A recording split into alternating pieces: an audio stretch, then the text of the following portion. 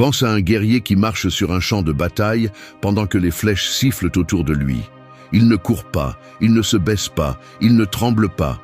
Il avance avec un regard fixe parce qu'il sait que sa véritable armure n'est pas le métal qu'il porte, mais le calme qui habite son esprit. C'est la différence entre ceux qui se brisent face au chaos et ceux qui le traversent intacts. Leur force ne dépend pas de ce qu'ils ont à l'extérieur, mais de ce qu'ils ont construit à l'intérieur. La vie, pour toi, est ce champ de bataille. Toutes les attaques ne seront pas visibles. Certaines arriveront déguisées en critiques, d'autres se glisseront comme des doutes silencieux, et beaucoup essaieront de frapper là où ça fait le plus mal, dans ta confiance.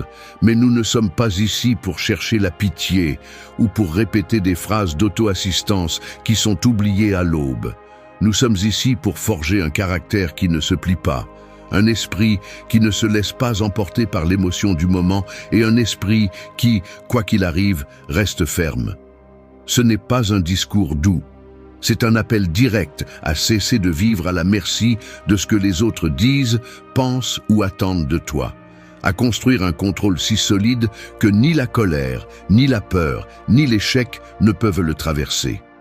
Ici, tu vas apprendre des comportements et des habitudes stoïciennes qui ne te rendront pas seulement mentalement intouchable, mais qui te forceront à te regarder en face et à te demander si tu es prêt à être le maître de toi-même. Parce qu'après tout, où tu domines ton esprit, ou le monde le dominera pour toi. 1. Maîtrise tes réactions et réponds avec calme. Pense à un boxeur expérimenté. Peu importe combien de coups son adversaire lance, il ne répond pas au premier, ni au second, ni même au troisième. Il observe, mesure, attend, et quand il agit, il le fait avec une précision chirurgicale. C'est là le véritable pouvoir, ne pas bouger au rythme que les autres veulent t'imposer, mais à celui que tu choisis. La plupart vivent comme un novice sur le ring, lançant des coups à l'aveuglette, réagissant par impulsion et s'épuisant avant l'heure. C'est ainsi que l'on perd son énergie, son respect et son contrôle de soi. Maîtriser tes réactions ne signifie pas réprimer ce que tu ressens ni faire semblant que rien ne t'affecte. C'est avoir la capacité de décider si ce qui se passe à l'extérieur mérite de perturber ce qui se passe à l'intérieur. Cet instant de décision, bien que bref, est ta force. Si tu le perds, tu abandonnes ton pouvoir. Si tu le contrôles, tu es maître de toi-même.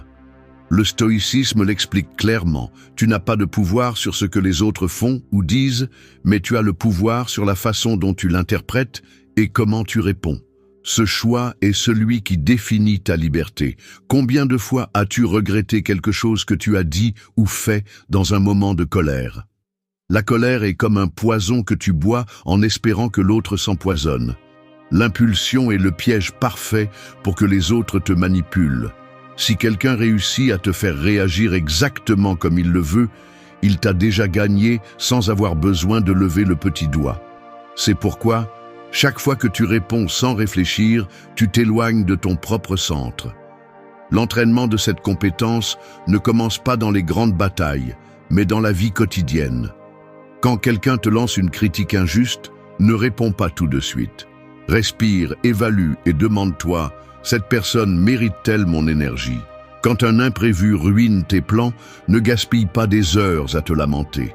Concentre-toi sur ce que tu peux résoudre. Quand quelqu'un essaie de te provoquer, rappelle-toi que tu n'as pas à danser au rythme qu'on te donne. Les stoïciens savaient que celui qui contrôle ses réactions devient inébranlable. La colère obscurcit le jugement, la peur réduit ta capacité d'action et l'euphorie peut te conduire à des erreurs impulsives. Garder son calme n'est pas une faiblesse, c'est une stratégie. Et cette stratégie se renforce chaque fois que tu choisis de ne pas te laisser entraîner. Pratique-le consciemment. Dans une discussion, écoute sans interrompre et sans préparer la réponse dans ton esprit pendant que l'autre parle. Dans une situation de pression, retarde ta décision jusqu'à ce que l'émotion retombe. Fais du silence ta première réponse et de l'observation ta première action.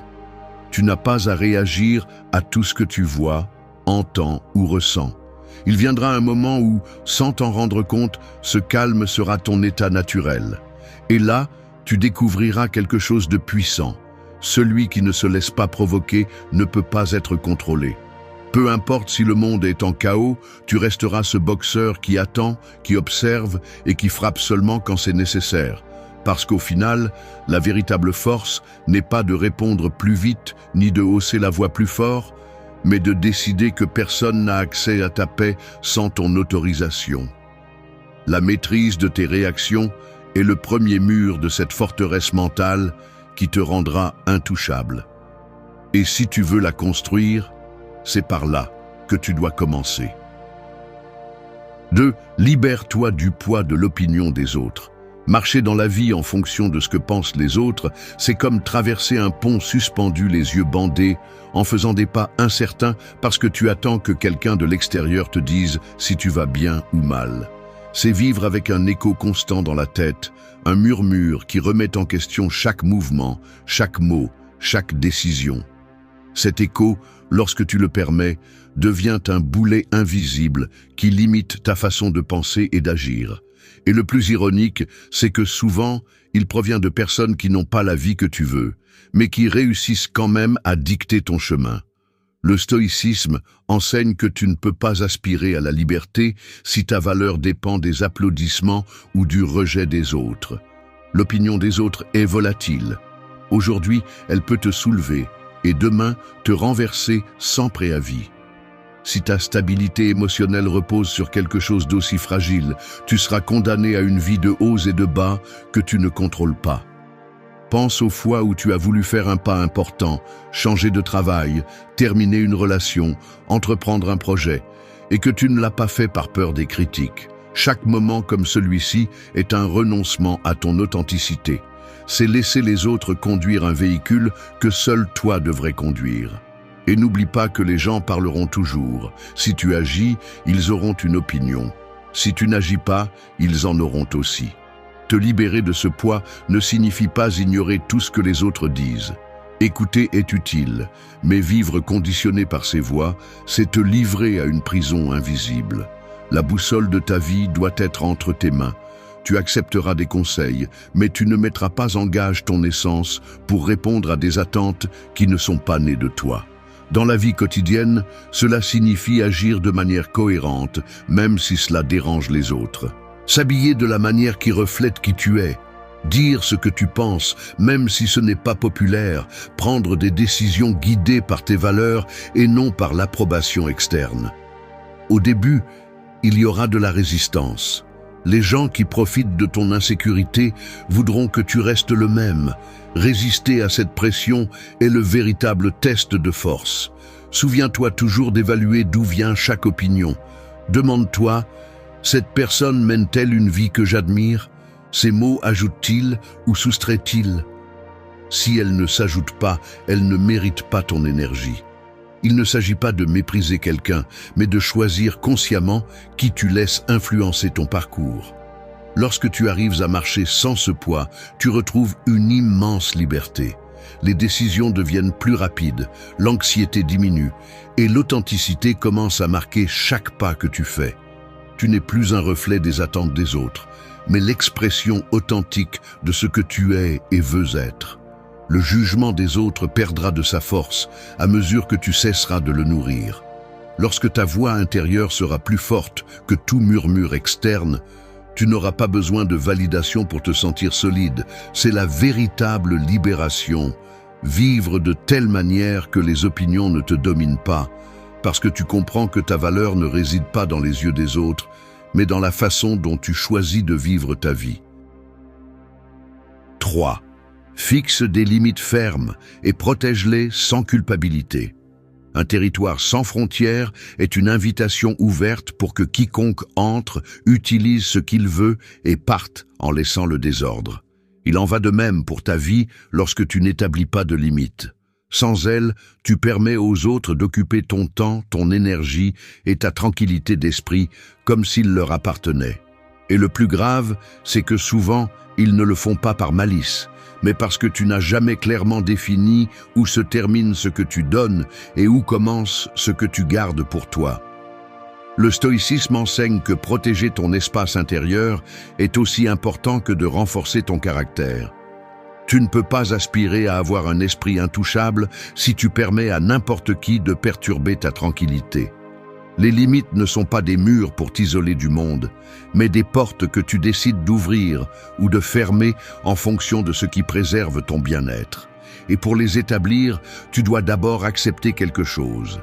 Tout le monde ne les comprendra pas, et encore moins, tout le monde ne les respectera pas immédiatement.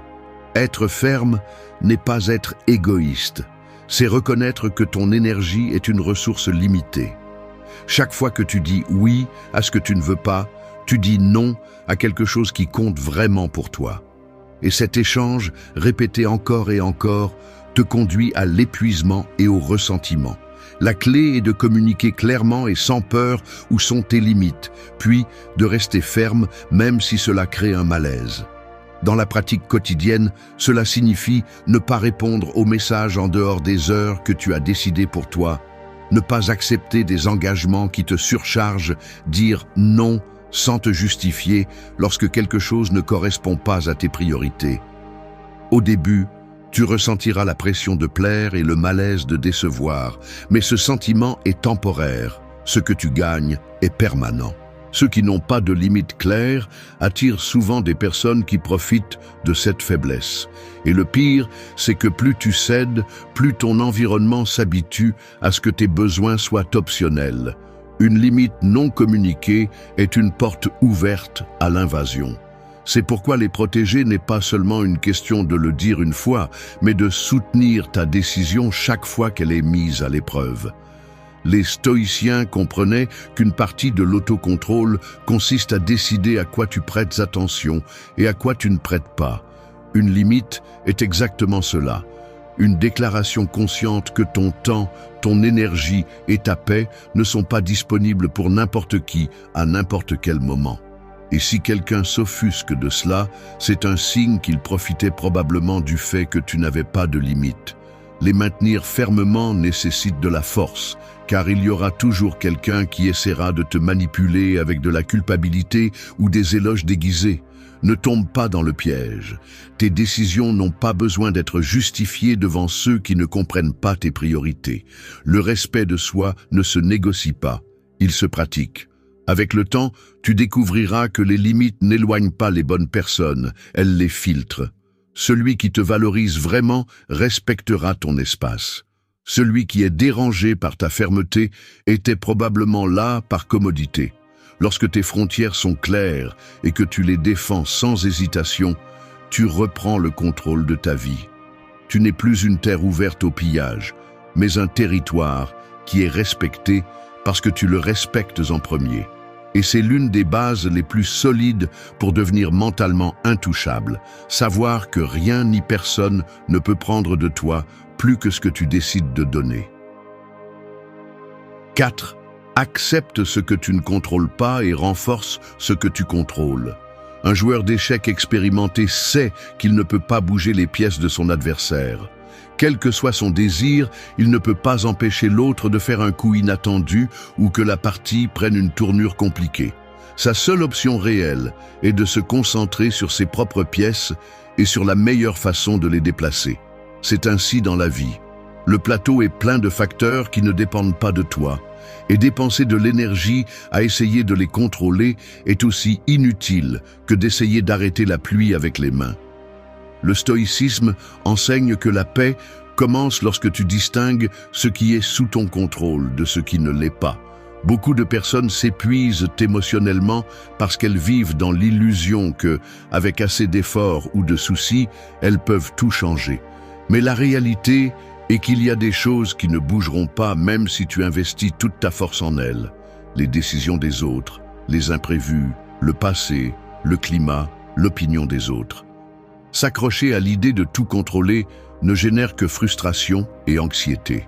Accepter ce que tu ne contrôles pas n'est pas de la résignation ni de la défaite. C'est une stratégie intelligente qui te permet de rediriger ton énergie vers ce que tu peux influencer. Si un projet est retardé pour des raisons externes, au lieu de perdre des jours à te plaindre, tu peux utiliser ce temps pour perfectionner ton travail. Si quelqu'un agit de manière injuste, tu ne peux pas changer son caractère, mais tu peux décider comment te protéger et quoi faire à partir de là. Dans la vie quotidienne, cela implique de cesser d'être obsédé par ce qui aurait dû se passer et de te concentrer sur ce que je peux faire maintenant. Cela signifie comprendre que les gens ont le droit de prendre des décisions qui ne coïncident pas avec les tiennes et que ta valeur ne dépend pas de les convaincre du contraire. Cela signifie accepter qu'il y aura des circonstances douloureuses que tu ne pourras pas éviter, mais que tu pourras toujours décider comment les affronter. Le problème de vouloir tout contrôler est que ton esprit devient une cage. Tu te soucies de futurs qui n'arriveront peut-être jamais. Tu revis des passés que tu ne peux pas changer et tu perds le seul endroit où tu as vraiment du pouvoir, le présent. Le stoïcisme insiste sur ce point car c'est le terrain où se forme la force mentale. Ce n'est pas un concept abstrait, c'est une discipline quotidienne. Chaque fois que tu ressens le besoin de forcer quelque chose qui ne dépend pas de toi, fais une pause et demande-toi « Est-ce sous mon contrôle direct ?» Si la réponse est non, lâche-le. Cela ne signifie pas que tu t'en fiches, cela signifie que tu choisis d'investir ta force là où elle peut vraiment faire une différence. Renforcer ce que tu contrôles est l'autre côté de la médaille. C'est là que ta discipline, tes habitudes, tes pensées et tes actions entrent en jeu. Tu peux décider comment tu te parles à toi-même, comment tu utilises ton temps, comment tu réponds aux difficultés et quelle attitude tu gardes face à l'incertitude. C'est la zone où tu peux grandir sans limite. Lorsque tu intériorises ce principe, ta vie devient plus légère. Tu ne portes plus de batailles impossibles, ni ne te consumes en essayant de corriger ce qui n'a jamais été entre tes mains. Et le plus puissant est que, en arrêtant de dépenser de l'énergie dans l'incontrôlable, tu augmentes ta capacité à agir avec force et clarté dans ce qui dépend de toi. C'est ainsi que l'on construit un esprit qui ne se brise pas face au chaos, en comprenant que le monde ne s'adaptera pas à tes plans, mais que tu auras toujours le contrôle absolu sur la façon dont tu décides de jouer tes pièces. 5. Respecte tes engagements même si tu n'as pas envie. Le bâtiment ne tient pas grâce à l'enthousiasme avec lequel ses premières pierres ont été posées, mais grâce à la constance avec laquelle chaque mur a été élevé, même les jours de fatigue et de mauvais temps. Il en va de même pour ton caractère. Il ne se construit pas quand tout est facile, mais quand tu tiens ce que tu as dit que tu ferais, même si tu n'as pas l'élan du moment. L'envie est instable, elle vient et va comme le temps. Si ta discipline en dépend, ta vie sera comme une œuvre éternelle qui ne se termine jamais. Le stoïcisme enseigne que la valeur d'une personne se mesure plus par ses actions soutenues que par ses émotions passagères. La plupart commencent des projets, des promesses ou des habitudes avec force, mais s'arrêtent dès que l'inconfort ou l'ennui apparaît. L'engagement réel commence juste là, quand l'éclat initial s'éteint et qu'il ne reste que la décision de continuer. Respecter tes engagements n'est pas seulement une question de productivité, c'est un reflet de ton intégrité. Chaque fois que tu romps une promesse que tu t'es faite à toi-même, tu envoies un message interne que ta parole ne vaut pas grand-chose. Et chaque fois que tu tiens, même les jours gris, tu renforces la confiance en toi et l'image que tu as de toi-même. Cette confiance est l'une des bases les plus solides pour devenir mentalement intouchable. Dans la vie quotidienne, cela se traduit par de petites décisions. Se lever à l'heure que tu as dite, terminer cette tâche, même si tu es fatigué. Maintenir une habitude que tu sais être bonne pour toi, même si la motivation n'apparaît pas. La motivation est volatile, mais la discipline est un choix répété jusqu'à ce qu'elle devienne une partie de ton identité. Ne confonds pas respecter avec s'obstiner dans ce qui n'a plus de sens. L'engagement n'est pas de continuer pour continuer, mais de respecter les décisions que tu as prises avec clarté d'esprit et de ne pas les abandonner simplement parce qu'aujourd'hui, elles te sont inconfortables. Si quelque chose cesse de s'aligner avec tes valeurs ou tes objectifs, tu peux le reconsidérer, mais ne l'abandonne pas par simple paresse. Il y aura des jours où tout en toi cherchera des excuses pour ne pas faire ce qui est nécessaire. C'est là que tu dois te rappeler que l'envie est un luxe, mais l'action est une nécessité. Le corps et l'esprit s'entraînent non pas lors des journées parfaites, mais lors de celles où tout est contre toi et que tu tiens quand même. Les stoïciens pratiquaient cette force en entraînant leur volonté même dans des tâches simples, car ils savaient que le caractère ne se forge pas dans les grandes batailles, mais dans les petites victoires quotidiennes. Écrire une page, faire un pas de plus, atteindre un objectif même si ce n'est pas le meilleur jour, tout cela accumule un message puissant dans ton esprit. Je peux avoir confiance en moi. Respecter tes engagements est aussi une forme de respect envers les autres. Si tu promets quelque chose, tiens-le. Il ne s'agit pas d'être parfait, mais que ta parole ait du poids. Les gens font confiance à ceux qui tiennent et font encore plus confiance à ceux qui tiennent sans qu'il soit nécessaire de les surveiller. Avec le temps, tu découvriras que cette façon de vivre te donne un énorme avantage. Alors que d'autres dépendent de se sentir motivés, tu agis parce que tu as décidé de le faire.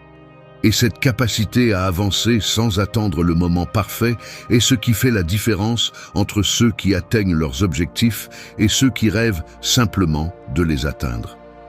En fin de compte, tenir même si tu n'as pas envie est un rappel que ta volonté est au-dessus de ton humeur. Et quand tu réussis à faire en sorte que tes actions ne dépendent pas de ce que tu ressens, tu deviens quelqu'un qui peut construire ce qu'il veut, peu importe les conditions du moment. C'est là la véritable force. 6. Affronte tes peurs et grandis à travers elles. La peur est comme une ombre qui semble toujours plus grande que toi quand elle est devant, mais qui rétrécit dès que tu décides de la regarder en face. Tant que tu l'évites, elle grandit. Tant que tu l'ignores, elle te poursuit. Mais quand tu l'affrontes, tu découvres que souvent, elle était gonflée par ton imagination et soutenue par ta résistance à la voir telle qu'elle est. Celui qui vit en fuyant la peur finit par en être prisonnier, car toute décision est filtrée par la question « et si ça se passe mal ?» Le stoïcisme ne propose pas d'éliminer la peur, car elle fait partie naturellement de la vie. Il propose d'apprendre à marcher avec elle, à l'utiliser comme un signal et non comme une barrière. Les stoïciens savaient que le courage n'est pas l'absence de peur, mais la capacité d'agir en dépit de sa présence. La peur, quand tu la traverses, se transforme en expérience, et cette expérience est celle qui te donne la force pour la prochaine fois. Pense aux fois où quelque chose te terrifiait, et, après l'avoir fait, tu t'es rendu compte que ce n'était pas aussi impossible qu'il y paraissait. Ce moment ne te libère pas seulement de cette peur en particulier, mais élargit aussi ta perception de ce que tu es capable d'accomplir. Chaque peur que tu affrontes est une frontière qui s'élargit. Dans la vie quotidienne, cela signifie arrêter de retarder les conversations inconfortables, les projets qui te défient ou les décisions qui t'exposent au jugement des autres. Cela signifie ne pas laisser le « je ne suis pas prêt » être une excuse éternelle. Il n'y a pas de moment parfait pour faire quelque chose qui te fait peur. Le moment est maintenant et tout ce dont tu as besoin est de faire le premier pas. Quand tu évites la peur, elle grandit en silence. Une petite peur devient une phobie et une insécurité légère se transforme en un mur mental. Au contraire, quand tu l'affrontes, tu la désarmes pièce par pièce. Tu ne la renverseras peut-être pas en une seule tentative, mais chaque avancée l'affaiblit jusqu'à ce qu'elle n'ait plus de pouvoir sur toi. Les stoïciens pratiquaient cela en se mettant délibérément à l'épreuve, cherchant à sortir de leur confort pour entraîner leur esprit. Ils n'attendaient pas que la vie les pousse, ils se poussaient eux-mêmes, parce qu'ils comprenaient que la peur est comme un muscle. Plus tu la travailles, plus tu deviens fort pour la gérer. Affronter tes peurs n'est pas une action unique, c'est une habitude. Chaque fois que tu choisis de faire un pas vers ce que tu crains, tu envoies à ton esprit le message que c'est toi qui commandes, pas tes émotions. Et cela construit une confiance interne qui ne peut être achetée ni feinte. Cette confiance s'accumule et devient une armure contre toute situation incertaine.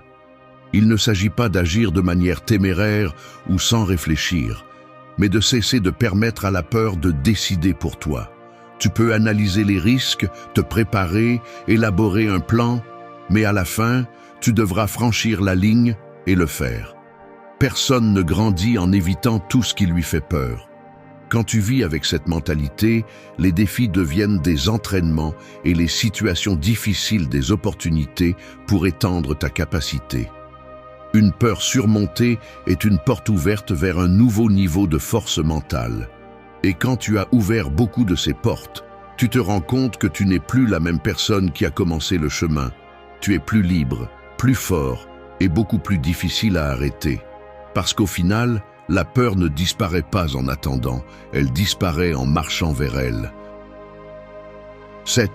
Transforme chaque échec en un outil de pouvoir. Les coups de la vie ne demandent pas si vous êtes prêt. Ils arrivent sans prévenir, brisent les plans, renversent les certitudes et exposent la partie la plus vulnérable de vous. À ce moment-là, il est facile de se rendre, de blâmer les circonstances ou de rester immobile en attendant que tout se résolve tout seul. Mais la vérité est que l'échec n'est ni une punition, ni un signe que vous devez vous arrêter. C'est une matière brute qui, si vous savez la travailler, devient l'acier qui soutient votre caractère. Pour la mentalité stoïcienne, l'échec est un maître direct et sans fioriture. Il ne se soucie pas de votre confort, mais il se soucie de vous montrer crûment ce que vous devez apprendre. Il ne le fait pas pour vous détruire, mais pour vous purifier. Chaque erreur, chaque faux pas est une invitation à polir votre stratégie, à renforcer votre résistance et à reconnaître où il y a encore des faiblesses que vous pouvez transformer en force. Pensez-y, ce projet qui a échoué aurait pu vous en apprendre plus sur la discipline que n'importe quel cours. Cette relation qui s'est terminée a peut-être révélé des schémas que vous deviez briser.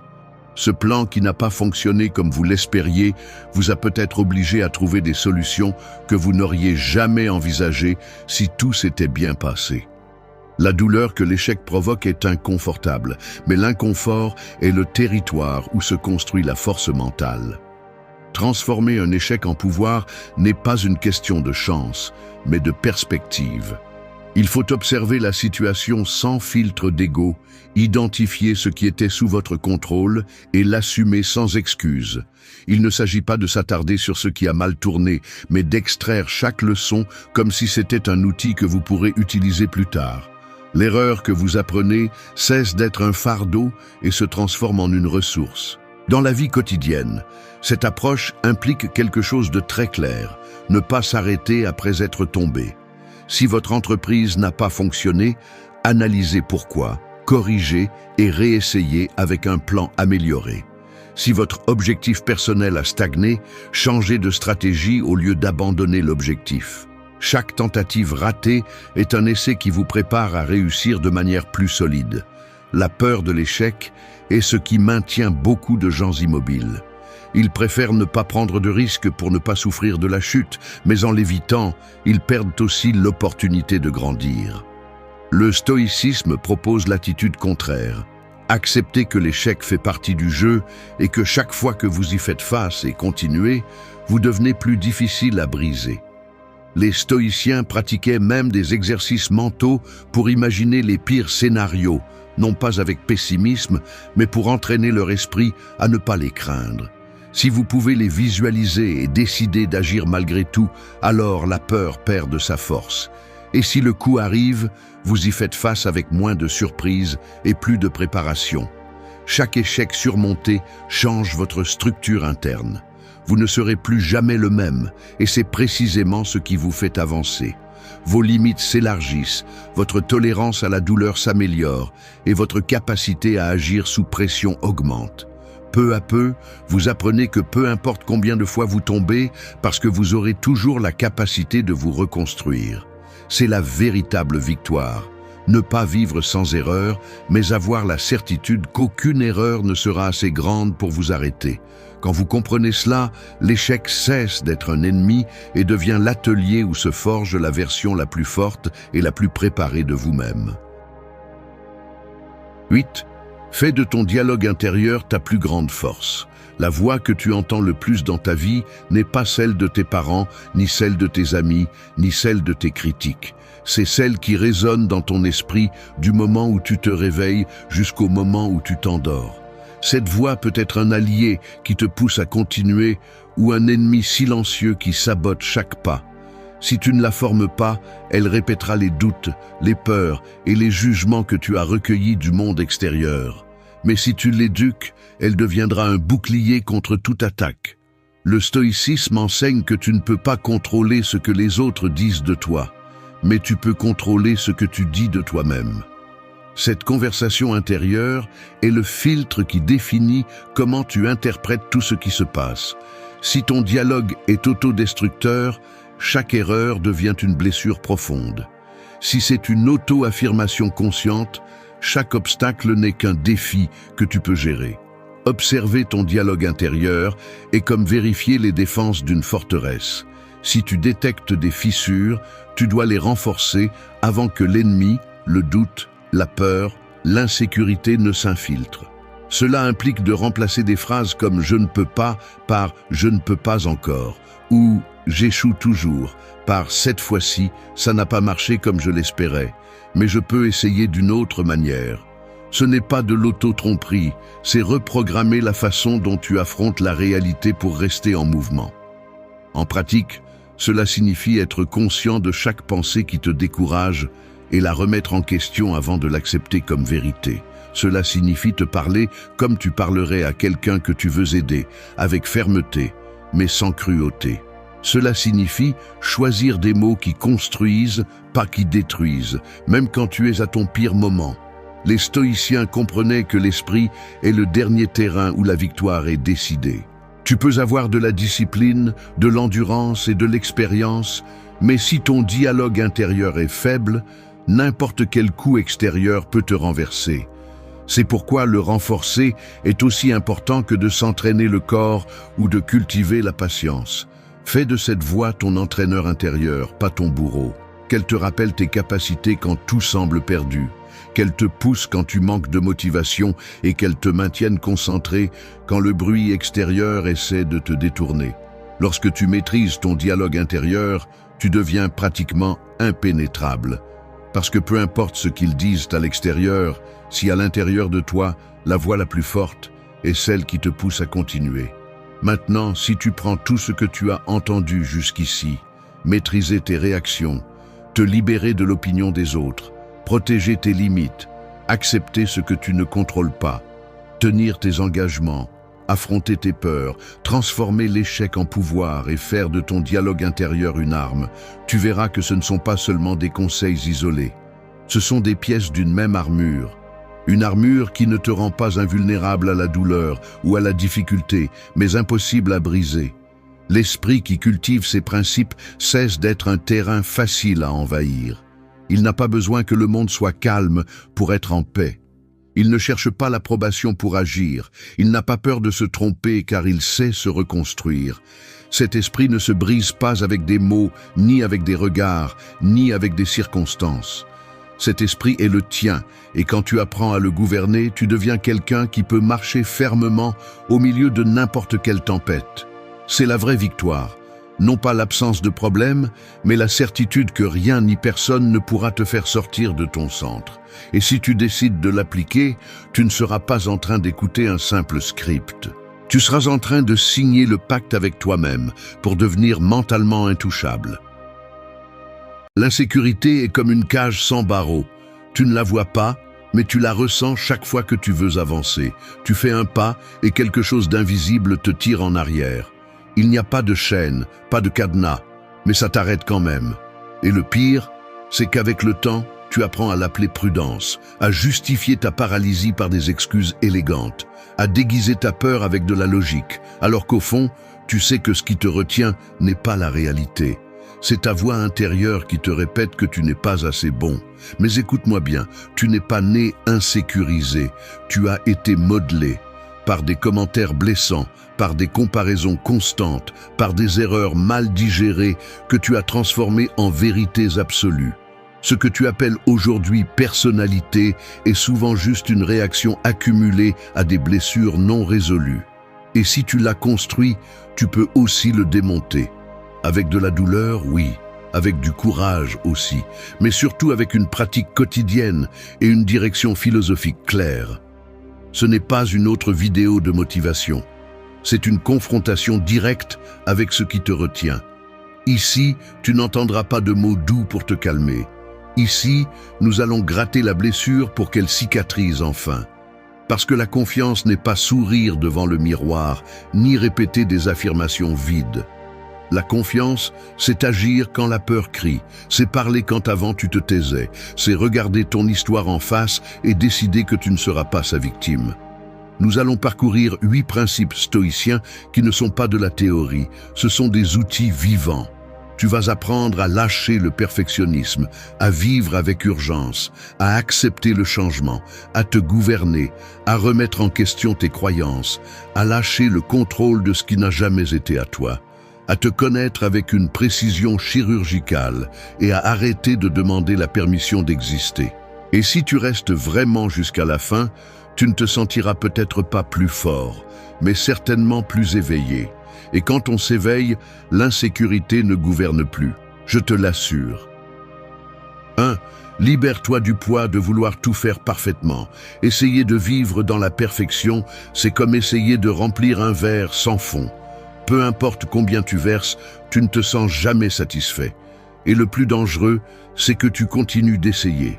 Jour après jour, tu dépenses de l'énergie, du temps et de l'estime de soi dans une idée impossible.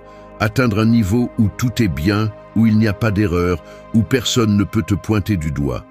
Mais cela n'existe pas, et plus tôt tu l'acceptes, plus vite tu te libéreras. Le besoin de tout faire parfaitement ne vient pas du désir de bien faire les choses, il vient de la peur. Peur du jugement, peur de l'échec, peur de ne pas être à la hauteur. Tu le déguises en responsabilité, en engagement, en standard élevé, mais ce n'est rien de plus qu'une façon sophistiquée de te paralyser. Parce que si ce n'est jamais prêt, alors tu ne l'affrontes jamais. Tu ne le lances jamais. Tu ne te risques jamais à t'exposer. Tu ne reçois jamais de critiques. Tu ne perds jamais. Mais tu ne gagnes pas non plus. Parce que la perfection ne construit pas, elle retarde seulement. Les stoïciens ne parlaient pas de perfection. Ils parlaient de vertu. Et pour eux, la vertu était l'action avec intention, pas les résultats impeccables. Marc Aurèle se levait chaque matin sachant qu'il y aurait du chaos, des interruptions, des imprévus. Il ne cherchait pas des jours parfaits, il cherchait à faire ce qui est juste dans des jours imparfaits. Sénèque disait qu'il ne s'agit pas d'éviter la tempête, mais d'apprendre à naviguer à l'intérieur. Épictète enseignait que la seule chose que tu peux vraiment contrôler est ta réponse, pas comment tout se passe. Ce qui t'empêche d'avancer n'est pas que tu ne sais pas quoi faire, c'est que tu attends de te sentir 100% prêt. Mais tu ne le seras jamais. La confiance ne vient pas avant l'action, elle vient après. Agir est ce qui entraîne la sécurité, pas l'inverse. Et si tu continues d'attendre que tout soit en ordre, tout ce que tu feras est de retarder ta croissance. Tandis que tu continues à peaufiner les détails pour ne pas échouer, d'autres moins préparés sont déjà en train d'apprendre parce qu'ils essaient. Ton insécurité ne disparaît pas avec plus de planification, elle se dissout dans la pratique. Et pratiquer implique des erreurs. Cela implique de se salir. Cela implique de regarder quelque chose que tu as fait et de penser « je peux faire mieux », mais de le dire après l'avoir fait, pas avant. Parce que personne ne développe de confiance dans la théorie. La confiance naît lorsque tu fais quelque chose qui te fait peur et que tu découvres que tu es toujours en vie, que cela ne t'a pas détruit, que tu peux t'améliorer et que tu ne dépends plus de la peur pour avancer. Arrête de construire des châteaux en l'air et commence à construire du caractère. Arrête de planifier des lancements parfaits et commence à lancer. Arrête de chercher des conditions idéales et commence à agir dans des conditions réelles. Parce que c'est ainsi que se forgent ceux qui ont confiance en eux, non pas en attendant que tout soit en leur faveur, mais en entraînant leur pouvoir même quand rien ne l'est. Fais le mal, mais fais-le. Et ensuite, fais le mieux, mais fais-le. Parce que chaque fois que tu agis sans attendre la perfection, tu deviens plus fort. Et chaque fois que tu attends le moment parfait, tu deviens plus faible.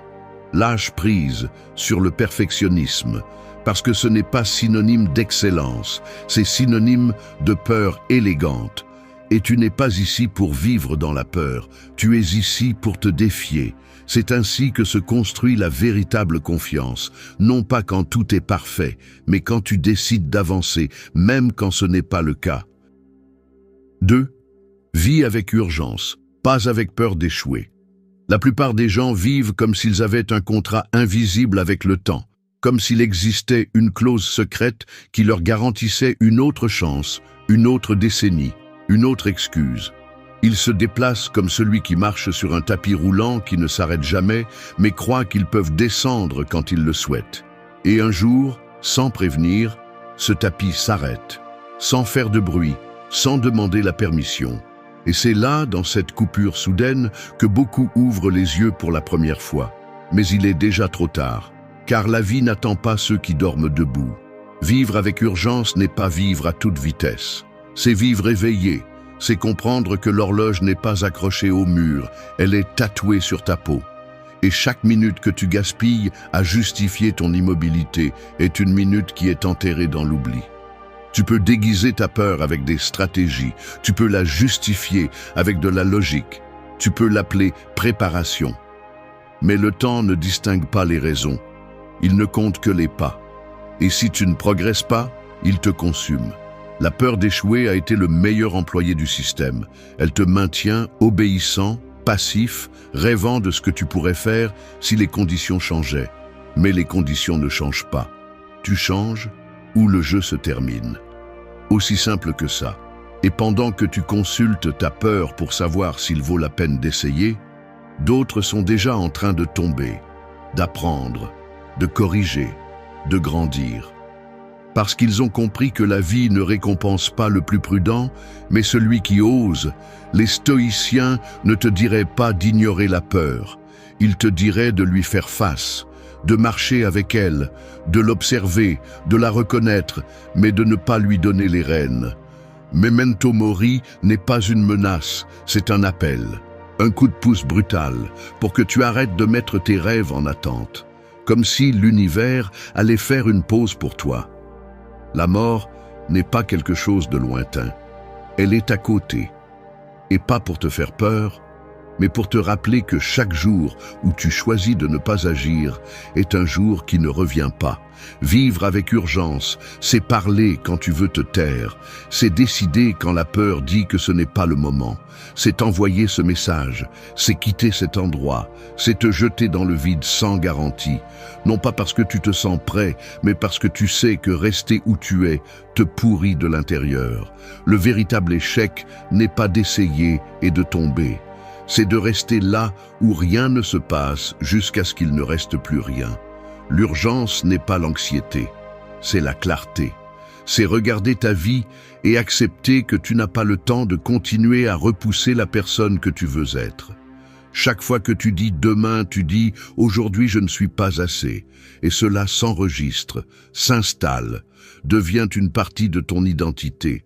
C'est pourquoi il est ensuite si difficile de briser l'inertie. Parce que tu as répété pendant des années que ce n'est pas le moment, que tu as besoin de plus, que plus tard, oui. Et qu'as-tu accompli avec ça? Agis sans garantie. Lance le projet même si tout n'est pas prêt. Parle même si ta voix n'est pas parfaite. Prends cette décision que tu retardes depuis des mois, non pas par impulsion, mais parce que tu as compris que le contraire de vivre n'est pas mourir. C'est attendre. Attendre que la vie te donne la permission quand en réalité tu dois te la donner toi-même. Vise avec urgence, parce que ce que tu ne fais pas aujourd'hui ne se fait pas tout seul. Personne ne viendra sauver tes plans oubliés. Personne ne te poussera quand la peur t'étreint. Tu es seul avec ta volonté. Et si tu ne l'utilises pas maintenant, tu ne l'utiliseras jamais. La confiance naît lorsque tu arrêtes de négocier avec ta peur et choisis de bouger, même en tremblant. Parce que c'est ça, vivre vraiment. Et le reste n'est qu'une forme lente d'abandon. 3. Accepte le changement avant qu'il ne t'entraîne. Imagine quelqu'un debout face à une vague géante qui approche. Il a deux options, s'adapter au déferlement et bouger avec lui, ou rester immobile en croyant que s'il ne bouge pas, la vague passera sans le toucher. C'est la même illusion que vit celui qui résiste au changement. Il croit que s'il ne fait rien, les choses resteront les mêmes. Mais la vague ne demande pas la permission. Le changement n'attend pas ton accord. Il arrive, et si tu ne t'adaptes pas, il t'emporte. L'insécurité grandit lorsque tu luttes contre l'inévitable. Quand tu dépenses de l'énergie à maintenir ce qui est déjà périmé, quand tu insistes pour contrôler ce qui a clairement commencé à se transformer. Ce qui te génère de l'anxiété n'est pas le changement, c'est ta résistance à lui. Parce qu'au fond, tu sais que tu ne peux plus être qui tu étais, mais tu n'oses pas devenir qui tu devrais être. Et ce point intermédiaire, cette contradiction silencieuse entre ce qui était et ce qui pourrait être, est ce qui t'affaiblit le plus. Les stoïciens le voyaient avec une brutalité claire.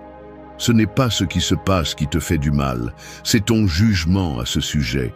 Le changement n'est pas un ennemi, il fait partie de l'ordre naturel. Te refuser à lui, c'est comme vouloir geler le vent ou enfermer la pluie. Tu n'y arriveras pas. La seule chose que tu peux faire est de t'entraîner à le naviguer. Parce que celui qui résiste souffre, et celui qui accepte se transforme. Accepter n'est pas se rendre, c'est se préparer. C'est voir avec lucidité ce qui est déjà en mouvement et décider comment tu vas répondre. Ce n'est pas de la passivité, c'est de la stratégie. C'est arrêter de dépenser ton énergie à lutter contre la réalité et commencer à l'utiliser pour construire sur le nouveau. Celui qui s'accroche à l'ancien le fait par peur, peur de ne pas savoir qui il sera sans cela, peur de perdre le contrôle, peur de ne pas pouvoir se reconstruire. Mais la vérité est que tu es déjà en train de changer, que tu le veuilles ou non. Ce que tu décides n'est pas si tu vas changer, c'est si tu le feras avec conscience ou avec douleur. Accepter le changement, c'est comprendre que tout ce qui fait mal maintenant peut être un pont vers quelque chose de plus fort. C'est reconnaître que cette relation qui s'est rompue, ce travail qui s'est terminé, cette étape qui s'est clôturée, ne t'enlève pas le sol. Il t'apprend à marcher avec plus de fermeté. Mais seulement si tu choisis de le voir ainsi. Parce que si tu t'accroches à ce qui a été, tu le transformes en prison. Si tu l'honores et le lâches, tu le transformes en élan. Tu choisis. Tu peux voir le changement comme une menace ou comme un entraînement, comme une fin ou comme un début, comme un chaos ou comme un réarrangement. Mais ce que tu ne peux pas faire, c'est l'éviter. Et plus tôt tu l'acceptes, plus tôt tu cesses d'être une victime de tes circonstances. Parce que la vie n'a jamais été stable. La vie est une évolution constante. Et celui qui ne change pas par décision, change par pression. Et changer sous pression fait toujours plus mal. Les stoïciens n'attendaient pas que la vie soit facile. Ils s'entraînaient pour être forts. Et la force n'est pas dans la rigidité, mais dans l'adaptation. Dans l'esprit qui observe le mouvement et ne se brise pas, mais se plie sans se rompre. En celui qui voit le changement non pas comme une menace pour son identité, mais comme une opportunité pour la renforcer. Accepte ce qui change. Change avec lui. Change de l'intérieur. Change ta façon de voir, ta façon d'agir, ta façon de t'interpréter. Parce que si tu ne changes pas volontairement, la vie te brisera jusqu'à ce que tu le fasses par nécessité. Et personne qui attend jusqu'au dernier moment ne sort indemne. La confiance ne naît pas de ce qui reste ferme. Elle naît de ta capacité à avancer quand tout commence à bouger. C'est là que se teste ta véritable valeur. 4. Apprends à te gouverner ou tu seras gouverné par tes impulsions. Ton esprit est comme un cheval sauvage. Si tu ne le dresses pas, il te jette à terre chaque fois qu'il a peur. Si tu ne le maîtrises pas, il court dans n'importe quelle direction, t'entraînant avec lui, sans se soucier si c'est vers l'abîme. C'est ainsi que fonctionnent tes impulsions. Elles apparaissent sans prévenir, prennent le contrôle, et si tu n'es pas présent, tu deviens spectateur de tes propres erreurs. Peu importe ce que tu sais, combien tu as lu ou combien de plans tu as, si tu n'as pas d'autocontrôle, tout cela s'effondre au premier impact. L'insécurité ne se nourrit pas seulement de ce que tu ne sais pas.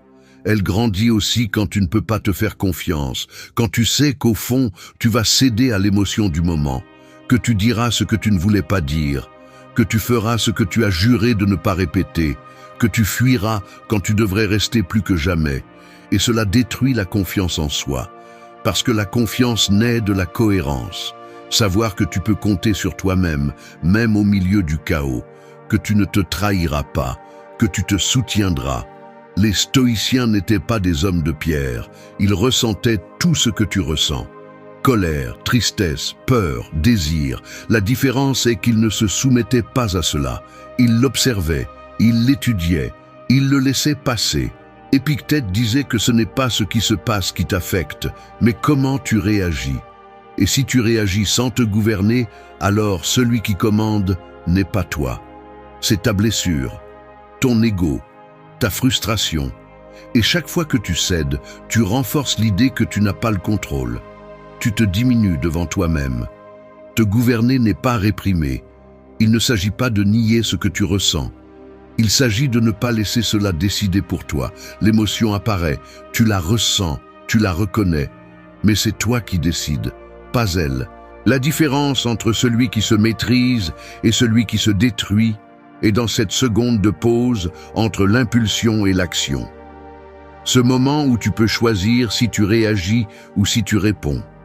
Si tu cries ou si tu respires. Si tu attaques ou si tu comprends. Cette pause est du pouvoir, et ce pouvoir se travaille. Celui qui ne se gouverne pas devient esclave de ses humeurs. Aujourd'hui, il se lève motivé, et il agit. Demain, il se sent fatigué, et il abandonne. Après-demain, il se sent blessé, et il attaque. Il vit comme une marionnette émotionnelle, et puis il se demande pourquoi il ne se fait pas confiance. Il ne fait pas confiance parce qu'il ne se soutient pas, parce qu'il ne se respecte pas dans l'action, parce que ses paroles et ses actes ne sont pas alignés. Et cela se remarque, cela se ressent, cela se traîne. Te gouverner, c'est faire ce que tu as dit que tu ferais, même si tu n'en as pas envie. C'est rester sur le chemin quand l'émotion te crie de sortir. C'est rester ferme quand tout en toi demande à abandonner. Parce que c'est là, juste là, que le caractère se forge. Pas dans ce que tu fais quand tu te sens bien, mais dans ce que tu fais quand tu n'as pas de force, mais que tu choisis de te soutenir. Les stoïciens savaient que le vrai pouvoir n'est pas de dominer les autres, mais de se dominer soi-même. Que la plus grande victoire n'est pas gagnée à l'extérieur, mais à l'intérieur. Que celui qui gouverne son esprit peut traverser n'importe quelle tempête. Et celui qui ne le fait pas se brise à la première brise. Si tu veux avoir confiance en toi, commence à te gouverner. Parce que le respect de soi ne s'obtient pas par des affirmations, il se construit par des actes. Et si ce n'est pas toi qui es aux commandes, alors quelqu'un d'autre l'est. Cela peut être ta peur, ta colère, ta paresse, mais ce n'est pas toi. Et tant que cela ne change pas, l'insécurité continuera à gagner. Alors prends le contrôle, pas quand tu te sens prêt, prends-le maintenant. Parce que si ce n'est pas toi qui dirige ta vie, tu seras emporté par tout ce que tu ne contrôles pas. Et ce n'est pas vivre, c'est simplement réagir. 5. Brise les croyances qui te rendent faible. Vivre accroché à des croyances limitantes, c'est comme habiter une maison avec un plafond très bas. Peu importe combien tu grandis à l'intérieur, tôt ou tard, tu vas te cogner la tête contre quelque chose que tu as laissé là. Et le pire n'est pas le coup. Le pire, c'est que tu commences à te baisser par habitude. Tu apprends à marcher courbé pour ne pas déranger le plafond, même si cela signifie te trahir. Et avec le temps, tu oublies que tu pouvais être debout. L'insécurité personnelle, souvent, ne vient pas de ce qui te manque. Elle vient des idées fausses que tu as accumulées sur toi, des phrases que tu as entendues quand tu étais enfant, des étiquettes que d'autres t'ont collées et que tu as adoptées sans questionner. Je ne suis pas assez, je n'ai pas ce qu'il faut, je me trompe toujours, ce n'est pas pour moi. Tu répètes ces phrases comme si elles étaient des vérités absolues, mais elles ne le sont pas. Ce sont des idées qui sont devenues des barreaux mentaux. Et tu as vécu dans cette cellule pendant des années. Les stoïciens savaient que tout changement externe commence dans l'esprit, que personne ne peut avancer avec assurance si son esprit est programmé pour reculer. Tu ne peux pas construire la confiance si ton dialogue interne est un sabotage constant. Épictète le disait sans détour. Ce n'est pas ce qui t'arrive, c'est ce que tu crois à propos de ce qui t'arrive. La perception que tu as de toi-même, si elle n'est pas revue, te détruit de l'intérieur. Et tu le permets chaque fois que tu acceptes comme vérité une idée qui t'affaiblit. Rompre avec ces croyances n'est pas un acte instantané. C'est un processus inconfortable, mais nécessaire. Il faut d'abord les identifier, te demander « Qui m'a appris cela? D'où vient cette voix? Quel bénéfice caché j'obtiens en continuant à y croire? » Car souvent, tu gardes des idées qui te blessent parce qu'elles te sont familières, parce qu'elles te donnent une identité, parce qu'au moins dans la faiblesse, il y a une excuse qui t'évite d'agir. Mais si tu veux vraiment te transformer, tu dois être prêt à démolir ce qui t'a maintenu dans la médiocrité. Chaque fois que tu choisis de ne pas parler, de ne pas faire, de ne pas te montrer, de ne pas essayer, souvent ce n'est pas par peur réelle, mais par une idée qui agit comme un poison lent. Une voix qui dit « Tu ne peux pas, ce n'est pas pour toi, tu vas échouer ». Cette voix n'est pas toi, c'est un écho, un résidu d'autres qui n'ont pas non plus osé. Mais tu n'as pas à hériter de cette lâcheté. Tu peux être celui qui brise la chaîne. Questionne tout ce qui t'affaiblit. Mets-le sous la loupe. Si une croyance ne te pousse pas, tu n'en as pas besoin. Si une idée ne te renforce pas, laisse-la partir. Et pas parce que tu veux vivre dans une bulle de positivité, mais parce que tu comprends que chaque pensée agit comme une brique dans ta structure mentale, où tu construis une forteresse, où tu construis une prison. Tu décides avec quels matériaux. Les stoïciens ne se définissaient pas par ce que les autres leur disaient. Ils se définissaient par leur vertu, par leur capacité à raisonner, par leur discipline. Et cette identité était inébranlable parce qu'ils la construisaient chaque jour de l'intérieur. Tu peux faire la même chose. Mais d'abord, tu dois être prêt à trahir la version faible de toi que tu as nourrie. Pas avec haine, mais avec détermination. Pas avec des cris, mais avec conscience. Rompre avec une croyance limitante, c'est comme ouvrir une porte qui a toujours été fermée. Non pas parce que tu n'avais pas la clé, mais parce que quelqu'un t'a convaincu qu'elle était scellée. Aujourd'hui, tu peux tourner la poignée. Tu peux regarder et voir tout ce qui se trouve à l'extérieur de cette pièce sombre où tu t'es habitué à vivre. Et si tu oses traverser, tu verras que ce n'était jamais la réalité qui t'arrêtait. C'était toi, obéissant à des idées qui n'ont jamais mérité d'avoir du pouvoir sur toi. 6. Lâche prise de ce qui n'a jamais dépendu de toi. Certains finissent détruits, non pas à cause de ce qu'ils ont affronté, mais parce qu'ils ont trop serré ce qu'ils n'auraient pas dû tenir. Comme celui qui saisit fermement une poignée de sable, croyant que plus il presse, plus il sera sûr entre ses doigts. Mais c'est le contraire qui se produit. Plus ils serrent fort, plus ils le perdent rapidement. C'est ainsi que fonctionnent beaucoup de choses dans la vie. Plus tu essaies de les forcer, plus elles t'échappent, parce qu'elles n'ont jamais été à toi pour les contrôler, juste pour accepter, observer et lâcher prise quand c'est nécessaire. Le besoin de tout contrôler est une réponse à la peur. Peur du chaos, de l'incertitude, que les choses ne se passent pas comme tu l'imaginais.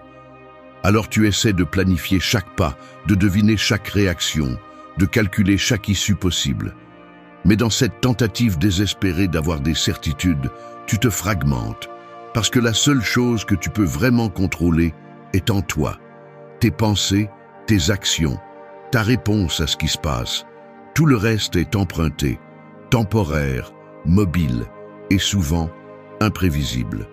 Les stoïciens parlaient de la dichotomie du contrôle comme d'un principe fondamental. Distinguer clairement ce qui est entre tes mains et ce qui ne l'est pas. Ce discernement ne te fait pas seulement économiser de la souffrance, il te libère. Parce que lorsque tu comprends que tu ne peux pas contrôler l'opinion des autres, tu arrêtes d'essayer de plaire.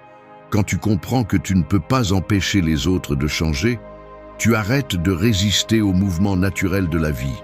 Quand tu acceptes que le résultat final n'est pas garanti, tu apprends à valoriser l'effort, pas la récompense. L'insécurité naît lorsque tu places ta valeur dans des facteurs externes. Si tu es approuvé, tu as de la valeur. Si ça marche, tu es utile. Si on te répond comme tu l'espères, tu te sens en sécurité. Mais cela te rend otage de l'instabilité. Et tout ce qui dépend de conditions en dehors de toi peut disparaître à tout moment. Que se passe-t-il alors avec toi quand cela disparaît? Tu t'effondres? Te redéfiniras-tu chaque fois que quelque chose change? Si tu ne lâches pas cette illusion de contrôle, ton identité dépendra toujours de l'environnement. Lâcher prise n'est pas se résigner. C'est choisir consciemment où tu vas mettre ton énergie.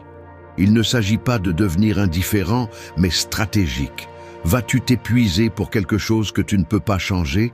Vas-tu vivre frustré par des décisions qui ne te concernent pas? Vas-tu hypothéquer ta paix pour le comportement de quelqu'un d'autre? Lâcher prise, c'est mûrir. C'est regarder la vie en face et dire « Cela ne me concerne pas, je ne le traîne plus ». Il y a des décisions qui ne doivent pas être forcées. Il y a des personnes qui ne sont pas là pour rester. Il y a des situations qui ne vont pas se résoudre comme tu le souhaites, et quand tu l'acceptes sans lutter, tu découvres que le véritable pouvoir n'était pas de tout dominer, mais de te dominer toi-même au milieu du chaos.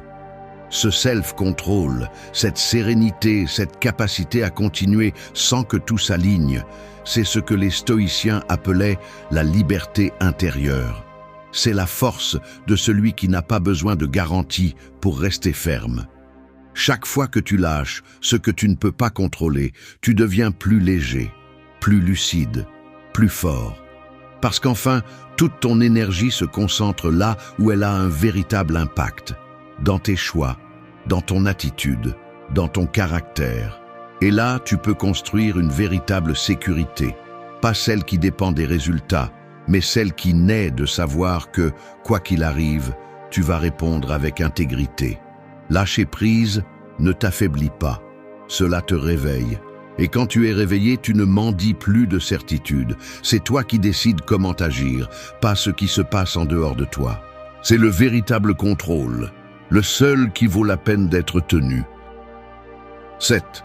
Connais-toi si bien que rien ni personne ne puisse te confondre. Un miroir sale ne déforme pas ton visage, mais il déforme ta perception. Tu vois une image déformée, incomplète, floue, et tu la prends pour la vérité. C'est ce qui se passe quand tu vis sans te connaître. Tu te regardes à travers les jugements des autres, tes insécurités, tes croyances héritées, et tu finis par croire que cette image confuse, c'est toi. Mais ce n'est pas le cas. Tu ne fais que te refléter dans des miroirs tachés par des années d'abandon intérieur. La plupart des gens traversent la vie sans savoir qui ils sont. Ils connaissent leur nom, leur métier, leurs défauts les plus évidents, mais ils n'ont aucune idée de ce qui se cache derrière leurs réactions, de ce qui nourrit leur peur, de ce qui leur apporte réellement la paix. C'est pourquoi ils sont confus. C'est pourquoi ils se brisent face à la critique, changent de cap à cause d'une opinion, ou se sentent perdus lorsque les choses ne se passent pas comme prévu. Parce que si tu ne sais pas qui tu es, n'importe quoi peut te définir. La connaissance de soi n'est pas un luxe spirituel, c'est une nécessité pour la survie mentale. Quand tu ne te connais pas, n'importe quel éloge te fait monter au ciel et n'importe quel rejet te fait sombrer. Tu es malléable, influençable, fragile face à l'environnement. Mais quand tu te connais vraiment, quand tu sais quels principes te soutiennent, quelles valeurs te définissent, quelles blessures tu es encore en train de guérir, tu ne vacilles plus à chaque coup de vent. Tu peux écouter tout le monde sans tout absorber. Tu peux te tromper sans te détruire. Tu peux être seul sans te sentir perdu. Les stoïciens voyaient la connaissance de soi comme la base de la vertu. Marc Aurèle n'écrivait pas ses méditations pour impressionner les autres. Il les écrivait pour se rappeler qui il était, pour ne pas se laisser tromper par le pouvoir, par le bruit extérieur, par ses propres émotions. Parce que même au milieu de son empire, il comprenait que le terrain le plus difficile à gouverner était soi-même. Et sans clarté intérieure, tout le reste s'effondre. Te connaître implique de te regarder sans filtre, non pas avec jugement, mais avec honnêteté. Reconnaître tes schémas, savoir quel type de mots te blesse et pourquoi. Comprendre pourquoi tu réagis comme tu réagis. Quel manque tu essaies encore de combler. Quel type d'approbation tu cherches encore sans t'en rendre compte. C'est inconfortable, mais nécessaire, parce que tant que tu ignores ces parties de toi, tu continueras à être manipulé par elles. Et il ne s'agit pas de te coller des étiquettes ou de te définir de manière rigide. Il s'agit de savoir d'où tu vis, de la peur ou de la conscience, du besoin ou du choix, de l'imitation ou de la vérité. Quand tu le sais, Tes décisions ne sont plus des réponses automatiques, elles sont des actes d'intégrité. Tu ne fais plus par habitude, tu fais par intention. Et ça change tout. L'insécurité ne s'élimine pas toujours, elle se dissout dans la clarté. Parce que quand tu te connais, tu sais quand tu agis à partir d'une blessure et quand tu agis à partir d'un choix. Tu sais quand te taire est sage et quand c'est lâche. Tu sais quand avancer est une évolution et quand c'est une fuite. Cette capacité de distinction ne te vient pas de l'environnement. Elle te vient de l'habitude de t'observer, de te questionner et de te renforcer. Le monde va toujours essayer de te définir. Il va te coller des étiquettes, te comparer, exiger que tu t'adaptes. Mais si tu as une image claire de toi, tu n'as pas besoin de t'adapter. Tu peux rester ferme même quand tout autour de toi change, parce que tu ne changes pas sous la pression. Tu changes par décision. C'est ça, la véritable stabilité. Non pas celle qui se maintient à l'extérieur, mais celle qui se cultive à l'intérieur. Connais-toi avec la même précision que les autres te jugent. Sois ton meilleur allié, pas ton saboteur. Parce que si tu ne sais pas qui tu es, n'importe qui te le dira. Et si tu le crois, tu te perdras. Et personne ne peut avoir confiance en soi s'il vit sous une identité empruntée. La sécurité naît quand tu arrêtes de te chercher chez les autres et que tu commences à te reconnaître dans le silence. Là où personne ne t'applaudit, mais où tout en toi s'aligne. C'est là que commence la véritable force. 8. Arrête d'attendre la permission et commence à te construire. Les portes les plus lourdes ne sont pas faites de métal, elles sont faites de doute. Elles ne grincent pas en s'ouvrant, mais elles craquent de l'intérieur. Et le pire, c'est qu'elles n'ont pas de clé, parce qu'elles n'ont pas été fermées de l'extérieur. C'est toi qui as décidé que ce n'était pas encore le moment, que quelqu'un devait te donner le signal, que quelqu'un devait te dire que tu étais prêt. Mais cela n'arrivera pas. Personne ne va autoriser ton éveil. Personne ne va te pousser à te construire. Ce travail, que tu le veuilles ou non, ne dépend que de toi. Tu as passé trop de temps à attendre des conditions parfaites, des mots qui n'arrivent pas, des opportunités qui ne se présenteront pas tant que tu ne décideras pas de bouger. Et plus tu attends, plus tu rouilles. Parce que chaque décision non prise, chaque action reportée, chaque impulsion que tu as retenue par peur devient un mur invisible entre ce que tu es et ce que tu pourrais devenir. Personne ne va abattre ce mur pour toi, parce que personne ne peut savoir combien pèse ta peur, ni combien vaut ta volonté. Les stoïciens n'attendaient pas d'être compris, ils n'agissaient pas pour être applaudis, ils bougeaient de l'intérieur, d'une certitude interne qui n'avait pas besoin d'être confirmée par personne, parce qu'il savait que celui qui a besoin que les autres valident son chemin marchera toujours en cercle. Tu n'iras jamais loin si ton pas dépend du regard des autres.